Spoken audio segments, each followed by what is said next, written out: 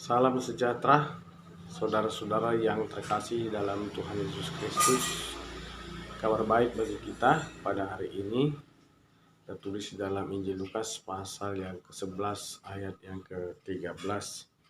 Demikian, jika kamu yang jahat tahu memberi pemberian yang baik kepada anak-anakmu, apalagi Bapamu yang di surga, Ia akan memberikan Roh Kudus kepada mereka yang meminta kepadanya. Demikian nas firman Tuhan. Saudara-saudari yang dikasihi oleh Tuhan Yesus Kristus, nas ini berbicara tentang Bapa yang menjadi tujuan dari setiap doa orang yang percaya.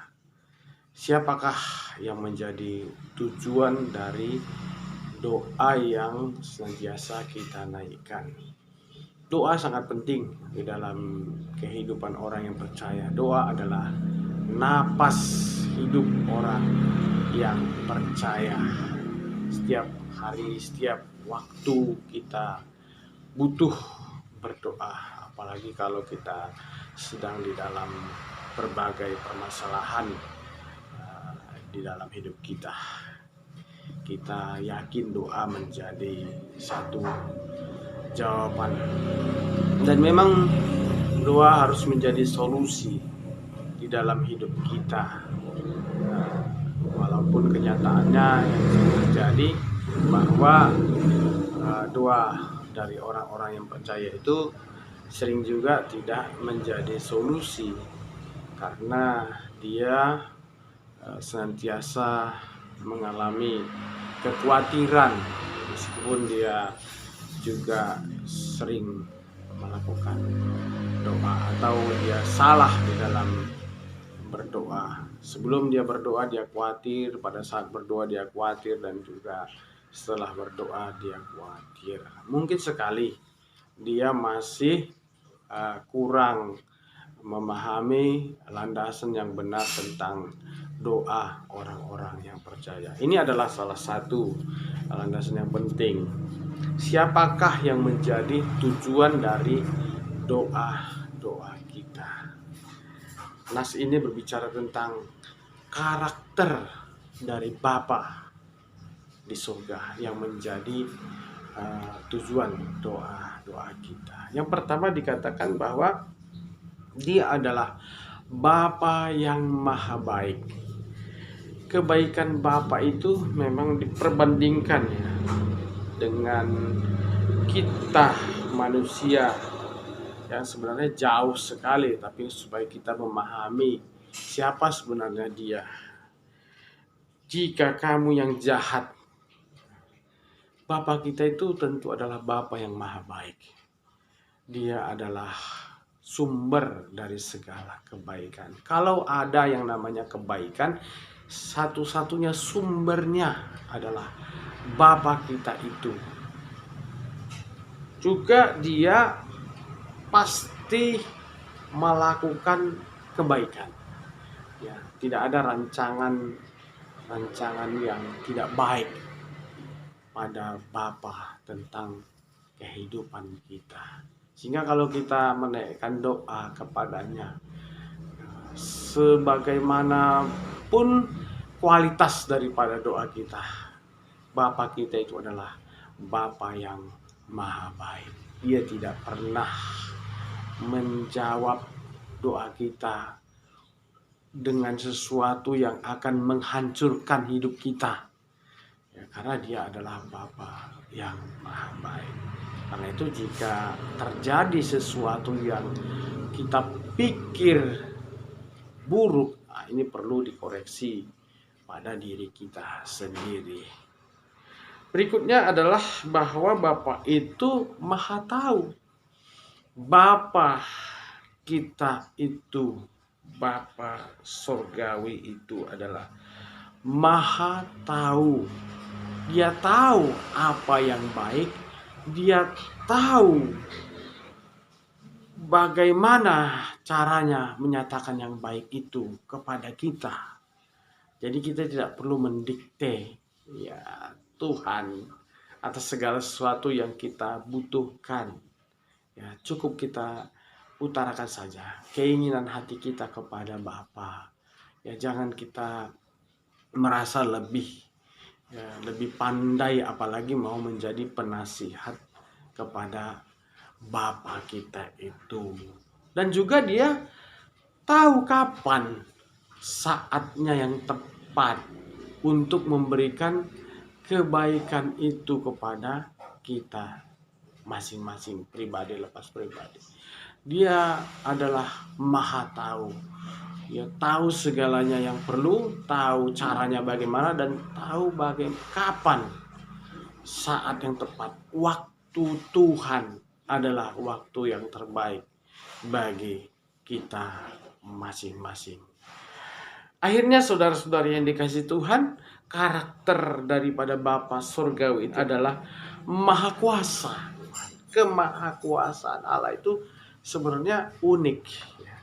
Unik dalam arti berbeda dengan yang kita pikirkan, seolah-olah dia adu kekuatan untuk melumpuhkan kekuatan-kekuatan yang lain saja. Kemahakuasaan Allah itu terutama adalah karena dia sanggup untuk mewujudkan kasih sayangnya itu kepada semua orang dengan cara memberikan bahkan dirinya sendiri. Memberikan apa yang terbaik. Yang terbaik dari segala sesuatu adalah diri daripada Allah itu sendiri. Nah, di sini adalah inti daripada Injil, kabar baik bagi semua umat manusia. Allah itu bahkan memberikan dirinya karena kasihnya kepada kita. Pemberian Allah itu yang tertinggi adalah Roh Kudus. Roh Kudus itu adalah hidupnya Allah itu sendiri. Roh Allah itu sendiri. Jadi dia bukan hanya memberikan yang lain daripada dirinya, tetapi memberikan dirinya. Sama seperti ya Kristus, ya, firman-Nya Allah itu ya. Dia datang memberikan nyawanya bagi kita. Jadi yang nampak di sini justru kemahakuasaan Allah.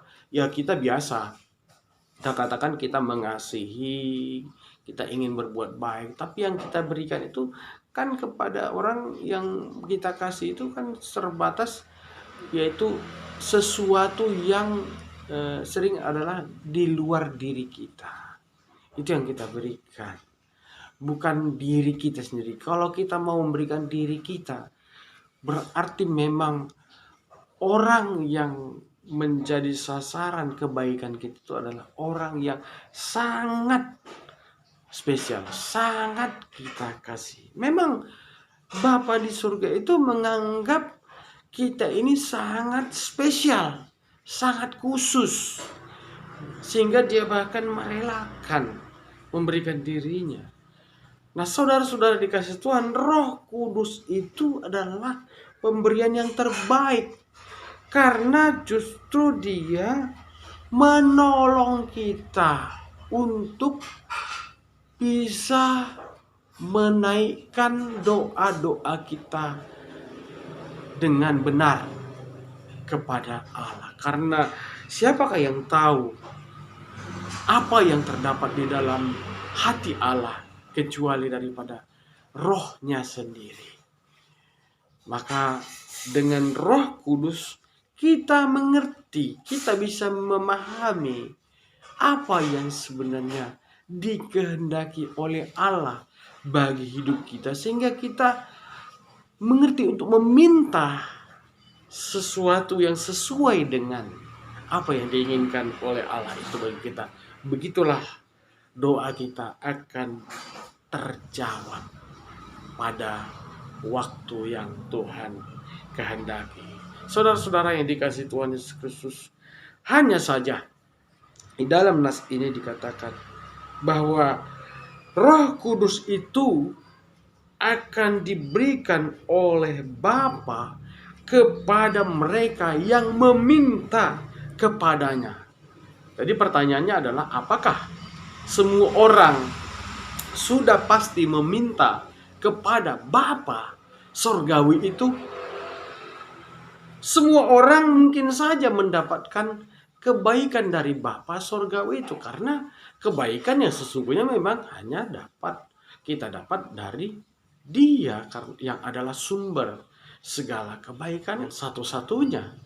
Nah, tapi bukan berarti semua orang pasti berdoa kepadanya. Tunggu dulu.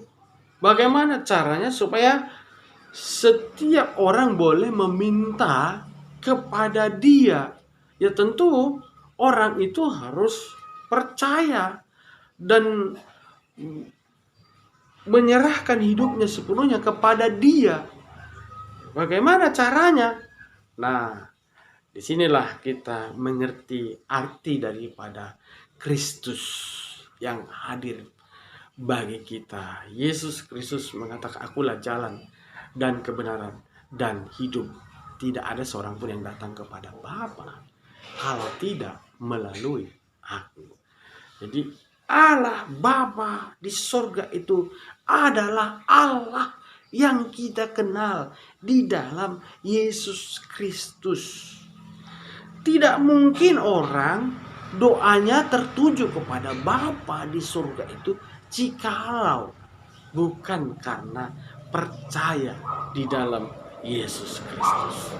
Itulah sebabnya, saudara-saudara yang dikasihi Tuhan, kita bersyukur bahwa kita percaya di dalam Yesus Kristus. Jadi ada orang mengatakan bahwa kenapa ya kita harus seolah-olah dua arah doa kita. Tidak, ya doa kita adalah kepada Bapa. Tapi Bapa yang kita sembah itu adalah Bapa di dalam Yesus Kristus Tuhan kita. Bersyukurlah karena kita yang sangat terbatas ini ditolong, dimampukan oleh Allah sendiri supaya benar-benar boleh tertuju kepada Bapa, karena Kristus sudah mempersatukan kita kepada kasih Allah itu. Amin. Tuhan memberkati. Bagi Tuhan tak ada yang mustahil.